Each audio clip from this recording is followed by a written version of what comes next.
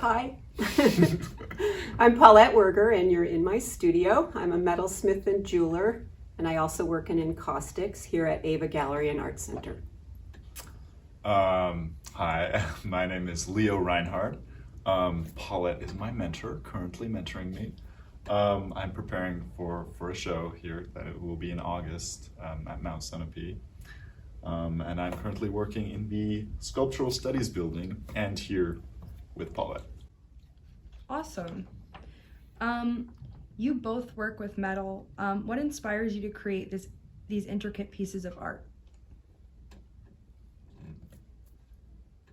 Okay, so so my work is very I suppose it's kinetic sculpture, which has marbles rolling through it, kind of like a little bit like a toy. So for me, it's like creating something that interacts with people that way and kind of makes them smile like that is it does that to me. So that's what I enjoy about my work for the most part. And then same question for you. What was the question? What inspires you to create these intricate pieces of art? Oh, a love of materials, first and foremost, probably. The reason I've chosen metal instead of something like two-dimensional painting or fabric is because it's resistant and it has a tendency to fight me, and I like winning.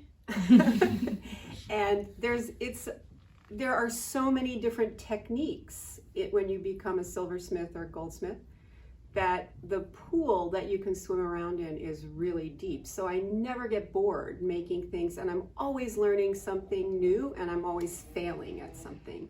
So it has this ability, just the conversation with the materials alone give me the ability to keep myself curious and wanting to move forward. I think I've been working for a long time, and I've never tired of it. So it's great. And I can work on a bunch of different scales and a bunch of different metals. So it's a big palette. How does a project typically start? Yeah, we are sort of similar, I think, in the answer to this question. Okay, well, you go first.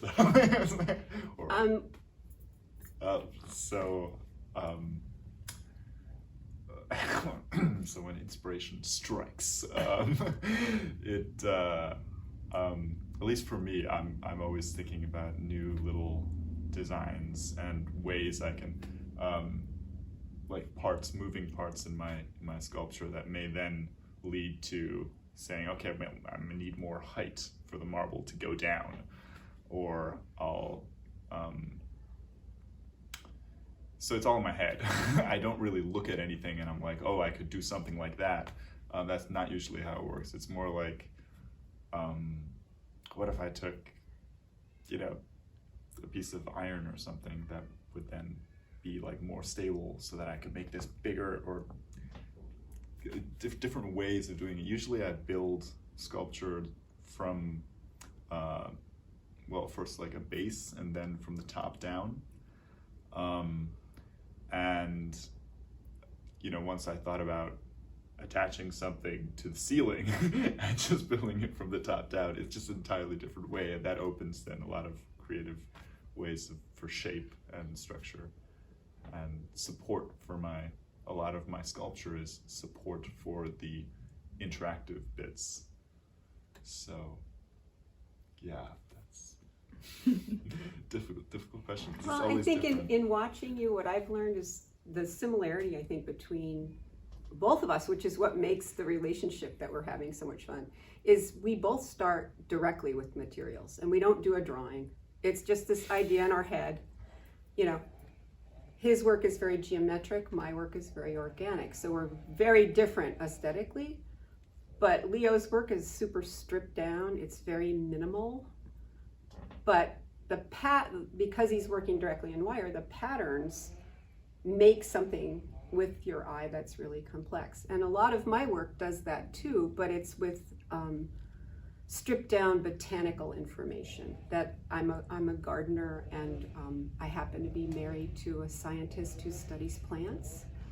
So plants are a big thing in our household. So I often think about the impermanence of a plant, and then the permanence of metal, and then I translate the structure of that plant into my work, into wire or forged metal, and then I change scale or materials, and I also have kinetics in work too, but it's like the opposite land of where Leo's work is. So it's fun to sort of get each other's work. That's cool. For each of you, how did you learn to start working with metal? Oh, you have a good story. Well, okay, so I've been doing something similar, where I started down this track. It all started when I was like 8 or 9. My mom, who is one of those moms that signs her kids up for everything, decided to sign me up for this soldering workshop. And I don't think I've said this yet, but I solder copper wire at a very low temperature, which is, probably one of the easiest ways to work with wire, simplest ways to work with wire, but you can still make a lot of stuff. Anyway, so as a 8 or 9-year-old, I went to do this soldering workshop with an artist who worked with copper wire professionally, and he did kinetic sculpture, kind of similar to what I do now, so I learned how to solder, which is for like 2 hours. It was a one-time thing, and so I knew how to do the technical part of it, and from there, eventually my family comes here we come to Sunapee every summer, and the end of the summer in August, there's always the League of New Hampshire annual Craftsman's Fair at Mount Sunapee, which is the show I'm preparing for now, which is kind of cool because it's coming full circle. Because at some point, one of the artists there asked my mom, do you have any kids that do art? Because she happened to be the coordinator of the Next Generation program that they run there, which is like a tent just for young artists that we run ourselves. And so my mom was like, again, she's one of those moms, so she was like, yeah, Leo, go do your thing. So I did. So every year I would come back here and I would make stuff to sell at, my little half a table that I got in the tent. And I've been doing this for like 12 years, and there were 1 or 2 years that I had missed out on it, but it's been a thing to come back to every year. And no matter what I did the rest of the year, I'd always come back and do that during the summer. And eventually... Then you got too old and you got aged out. Yeah, so now I aged out finally, so I'm actually juried into the league so I can have my own actual booth, which is huge, a huge step up from what I've been doing so far. And Paulette is helping me a lot with that. And now I'm learning also new techniques from her, which is broadening my horizons really quickly. Like there's so much more that I can do with it. I'm not even ready for it all. Which is really, really fun. So that's kind of the story to how I came to do what I do. Yeah. Awesome. Paulette, do you have a story of how you started working with metal? It started with a pair of pliers my dad gave me for my 9th birthday. And the anvil, the older anvil behind me was the other gift. And some copper telephone wire that I stripped the plastic off of. And I was always really super busy and curious, and my grandfather was a tool and die maker and my dad was a mechanic. So I wanted to do what they did, but I didn't like getting dirty. So I think what happened was I sort of puzzled out a way to make body adornment with my funny pair of pliers and my little anvil. And I just kept going. And that led to me going to art school for art education, and then finally for an MFA in sculpture and metalsmithing, and here I am. But yeah, it's probably both the kindness of faculty that I've worked with, teachers that I've had in grade school and high school, and my parents, who were also very indulgent and never said no, and would be like, here's more material, just jump in, you can do this. And you know, for a while I thought I wanted to be like a scientist, and then there was just too much math, so I kept I kept going. So yeah. Wow, that's so cool. So Paulette, a lot of your pieces include natural and floral designs. Is it difficult to recreate nature with metal? Sometimes. And I think that's the challenge of it, because I work very minimally, and when you begin to strip away the planes that are in a structural, like a botanical structure, and you just see line, and then you translate that into gold or to silver or to pattern, it either is or it isn't. Then there's a point where if it isn't, it fails. So that goes in the scrap box, or it gets clipped down and made into something else. But the process of that, learning to layer or to repeat, understanding the scientific botanical structures, because they're very mathematical. I have sort of an intuitive botany already, and the mathematics, instead of it being 2.5 millimeters each stem, it's all done by eye. So yeah, it's hand-eye coordination and a deep understanding of what something might look like in winter rather than in the summer when it's lush. That's so interesting. Leo, what inspired you to create sculptures that also like function as a like marble run? Well, so there is, you know, as a kid, I don't know, I feel like a lot of people, but I certainly had like, you know, little wooden blocks that you could like build together and make like a marble run out of. There's a name for it that I don't remember exactly, but you know, and then there was the plastic one that you could, and I don't know, you'd put it together and you could make a marble run out of it. So that was always really fun. And there's the ones in different museums that you always see, and I just thought that was super cool. And for me, I mean, I really like visual art.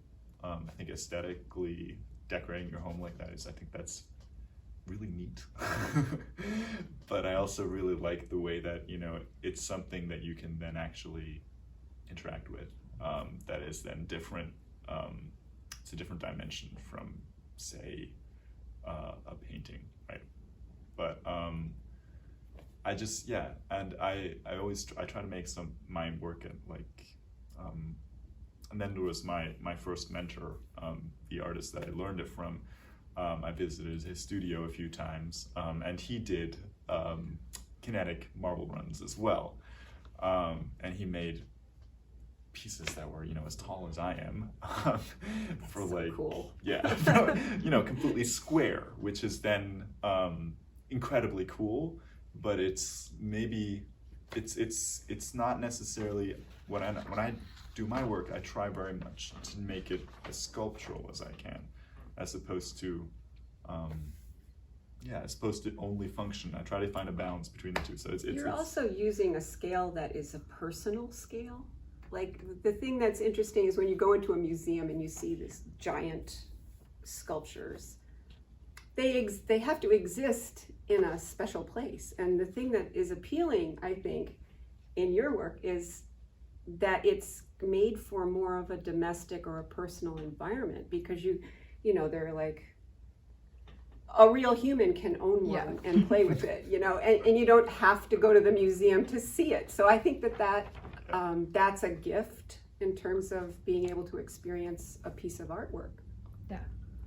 Sorry, I said that for you, but Yeah, that's exactly right. Both of you make art that is like purchasable, like that isn't. I was like, I think I was reading on something you said where like you don't even like know who bought your stuff sometimes, and you'll like don't. see it in a the grocery world. store line or something. Yeah. Like I'll look down at somebody's hand and I'll be like, that's interesting. Oh. And then it's like, did I make that? And literally. And I'll be like, huh. And then I'll look up at the person and I won't necessarily remember the person because I may not have ever met them because my work is in galleries, so I don't ever meet them. And I'll be like, excuse me. That's a really nice ring. Or where did you get your ring? And then finally they'll say, such and such a place. And I'll be like, I made that. It's the funniest thing to have that happen. That's so cool. That It's actually quite a compliment. That you like spot your work in public. Paulette, do you have certain colors of gems or stones that you find yourself using more than others? Ooh. I'm a huge fan of like this color green that I'm wearing, and also probably orange to red, like that. But those are also kind of hard colors for people to wear unless their complexion tone is, some people look really dead in this color. But I've had to learn not to just make my personal favorites, but to broaden the palette selection, because I do sell my work for a living. So I can't just always make what I like. Yeah. Yeah. Even though that's kind of my first inclination. Leo, your designs are very intricate. How long does it typically take you to create like one finished sculpture? That's a good question. So we touched on this earlier, but I don't like design it before I make it. So I don't really know how long it's going to take me before I'm done. So I make a lot of tabletop type coffee table pieces that are anywhere from, I guess, like a foot to 2 feet, and then I make sculptures on walls that can then be anywhere from, I think, 3 feet would be probably the biggest one that I've been working on lately. And so from the small ones, it'll take me maybe 10 hours.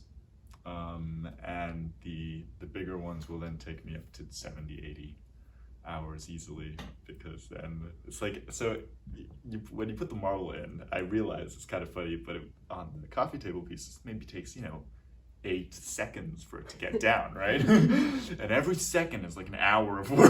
That's a funny way of looking at it. Yeah, but it's actually really funny because the bigger ones then have intricate moving parts and maybe 2 tracks, right? So if you count the seconds there and then double it for where there's 2 tracks, it's about right. So yeah, so anywhere between 10 and like 80 hours. Wow. Do you ever find yourself like, you like start something and you're like, oh, this is gonna take forever? Like you are like halfway through and you're like, I'm still not done. Like this is gonna be a while. Why is this taking so long? Yeah. My work is painfully simple. Why is this taking so long? Yes, I say that to myself probably a couple times a week. Why am I not done with this? Yeah. Paulette, do you have a certain metal that you prefer to work with, like gold over silver or other things well, like my that? current love, I do have an answer for this question, is a material called argentium silver, which is a new alloy of sterling. It's not that new. It was, it's been repurposed this January, this past January.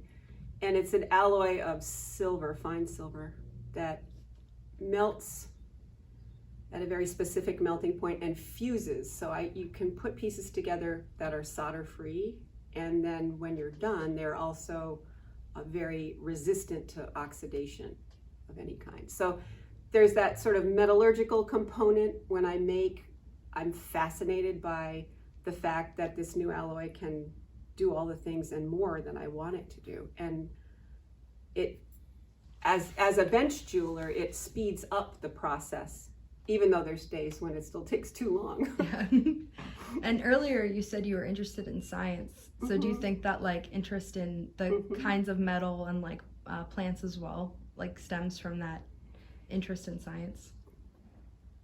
I think there's a part of me that is like a secret geeky scientist, engineer person, and it manifests itself in the reason why metalsmithing is a good fit is because there is so much metallurgy and there is so much engineering that goes into it that it dovetails into the way that I already think.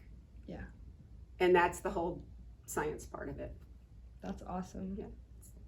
Yeah. My other question for you was, how did you learn how to work with metal, like so young, but you already answered that. So do you have any other like interesting things to share? Ask Leo about science. Ask Leo that same question. He has a story. The bee That's story. right. Yeah. So, well, I'm a beekeeper, and yeah. So my other great interest right now, I'm kind of, because this year I'm doing art kind of, I guess, pretty much professionally. I'm going to do this show, but I'm 21, so it's not, I don't have a lot of the infrastructure and stuff to be, and haven't really decided what I want to do professionally. So, and my other great interest was actually science, which is kind of funny because, and biology. So this last winter I just did a internship in a honeybee lab. So it's kind of weird how that works as an artist to be interested in science. It's you know, in a way it clashes, and in a way it also, you know, can come together in a nice way. But yeah, so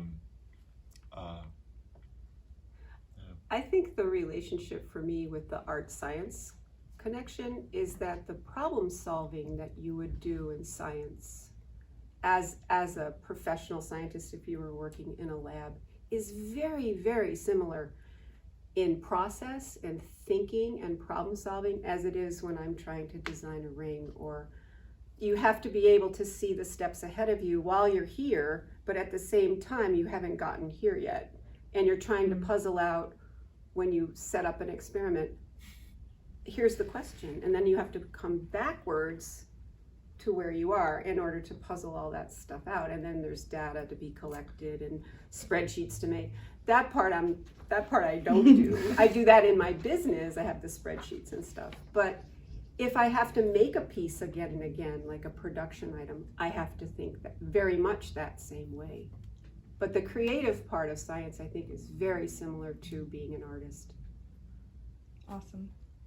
I was like, Yes. so yeah, no, I agree with that. When we were doing experiments in the honeybee lab, there was often, you know, you had a question you needed answered, and you needed to design certain, for the bees, it was like you had to design a place where you could put the bees, that you could observe these things, and then you needed to design, you know, maybe a camera and a setup, you know, for that, so that you could take a picture every minute and then average out the pictures, or, you know, to see whatever you're trying to see.